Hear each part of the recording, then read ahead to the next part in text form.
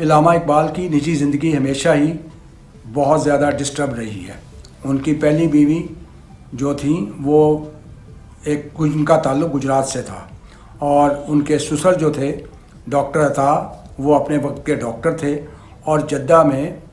British government کی طرف سے انڈین کونسل جنرل بھی تھے۔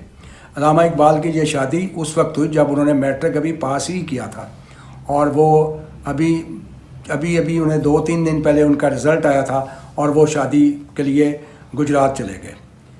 اس شادی کی ایک بڑی دلچسپ بات جو ان کے بیٹے نے اپنی کتاب زندہ رود میں لکھی ہے کہ 2 خواتین اس وقت بہت مشہور ڈانسر ہوا کرتی تھیں، اللہ رکھی سسٹرز، اور وہ ان کو بھی ساتھ لے کر گئے تھے جن کا تعلق پسرور سے تھا، اور وہاں انہوں نے ڈانس کیا تھا علامہ اقبال کی شادی پہ۔ علامہ اقبال کی اس شادی سے ان کی بیوی کا نام کریم بی بی تھا، جن